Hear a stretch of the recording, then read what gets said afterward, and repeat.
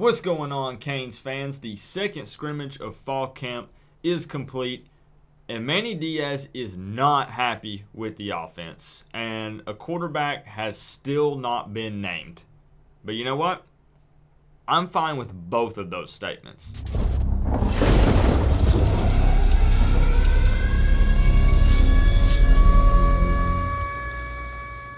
Now, before we dive real deep into this video, listen up.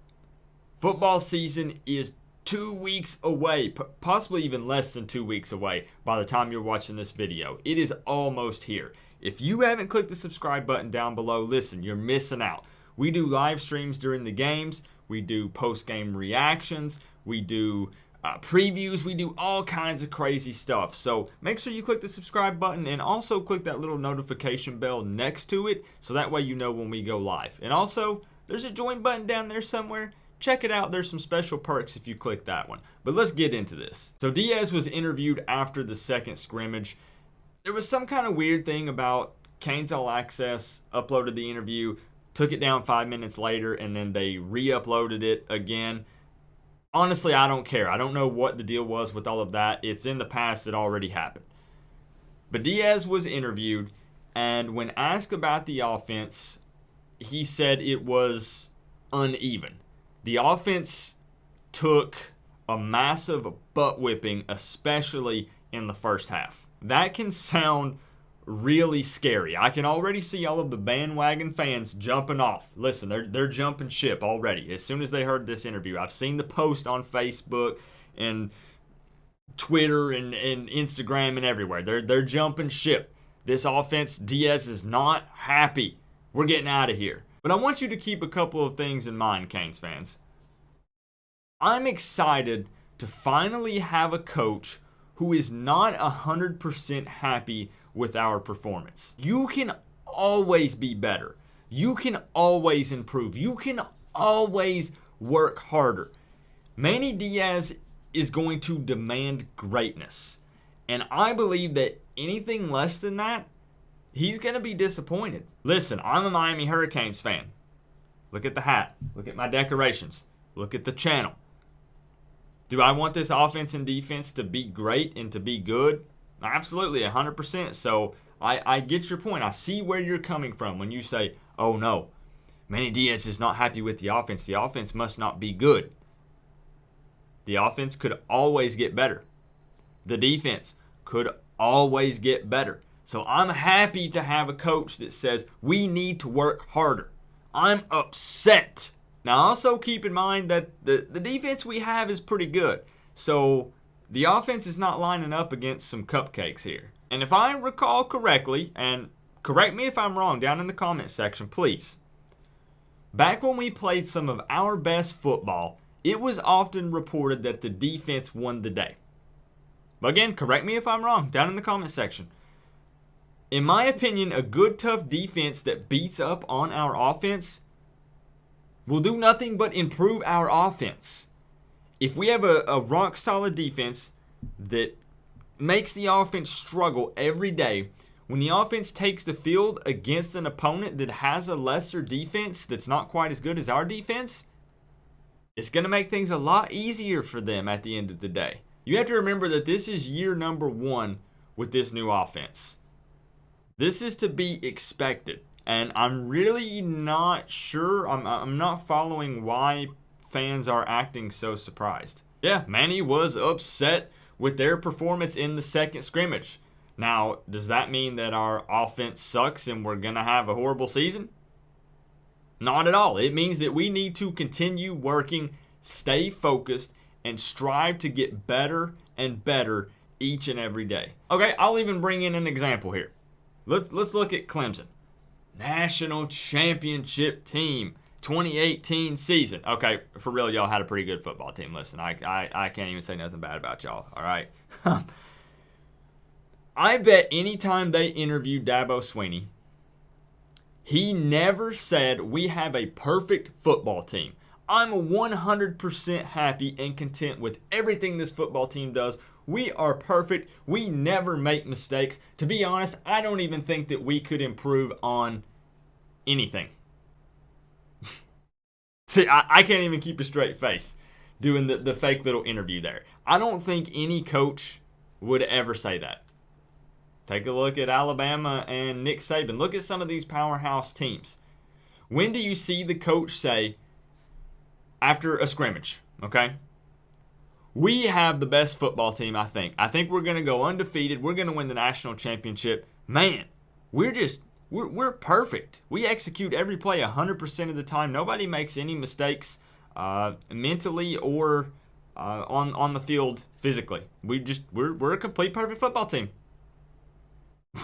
Again, it doesn't happen. That's not the way it works with a good coach that's working on building a powerhouse program, a great football team.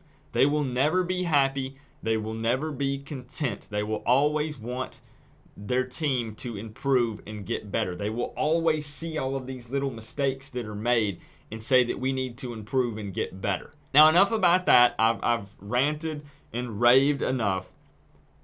Let's talk about the QB situation. Everybody is freaking out. Manny Diaz, Dan Enos, they haven't named a starting QB yet. It's 2 weeks away. I just knew after the second scrimmage they were going to tweet it out and they were going to tell us who's the starting QB. This guy is the guy. He stepped up. Hear me out for a second.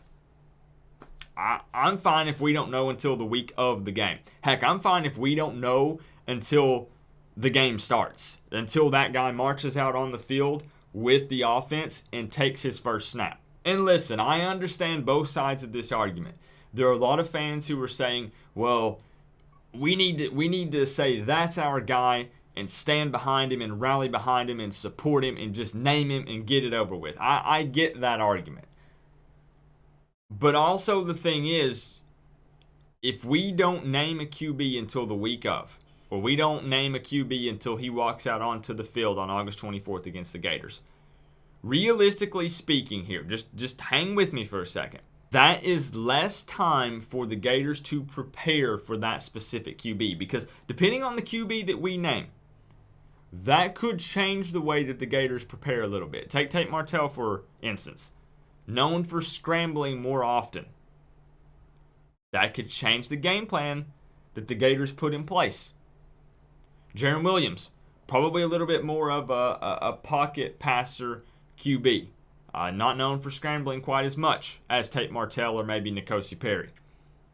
That could change the way that the Gators prepare for this matchup against us. Now, some other people are going to say, well, Coop, it doesn't matter. You know, we should just be able to play smash mouth football, own our opponents, and it doesn't matter if they know who our starting QB is. I also see that argument. I see it. But I'm also thinking about the fact that this is the first year with this offense. We have 3 competitive QBs that are all talented in their own unique way. I'll take any edge or advantage I can get. I don't feel like that the coaches have to name a quarterback 2 weeks before the game, 1 week before the game. They don't have to. The week that we're practicing for the Gators, preparation week, the game week, most likely there will be a quarterback that will be taking the majority of reps with the ones. Because, just to be honest, I think at this point, the coaches probably do know who is going to be the starting QB. They have a guy in mind. But I'm not upset that one hasn't been named yet, and I'm not sitting here pushing and saying they need to name someone now. I just don't see what the point of that is other than just the anticipation. Fans are ready to rally behind someone. Fans are ready to set all of this aside. This QB battle that is, for some reason, kind of separating the fan base, which is something I can't wrap my head around, because why would we take that and let it cause chaos within the fan base and separate us? You got the pro Tate guys, the pro Perry guys, the pro Williams guys. I made my prediction. It's right here. Right here. There's my prediction. It'll pop up above my head. But I have said I will support any QB that gives us the best chance to win, whoever Dan Enos and Manny Diaz name as the starter. You know what I'm saying? It doesn't matter to me at the end of the day. All 3 of them, including even the other ones, and I'm not, there's Carson Proctor and also Matoki in there. I'm just saying, they're all Miami Hurricanes. They're all family members. So I support any of them, and I support any of the coaches who make the decision to name the starter. But I'm just saying, okay, to wrap this video up, because this has been kind of a weird video. I don't make ones like this very often, and some people are going to ask why I didn't cover stats and this and that. They've kept that stuff under wraps. They've kept it quiet from Scrimmage 1 and Scrimmage 2. Another thing that I am perfectly okay with. It's fine. The coaches are getting to see what they need to see. All right? They'll pick the best guy to start, and they'll make this offense work to get better and better each and every day.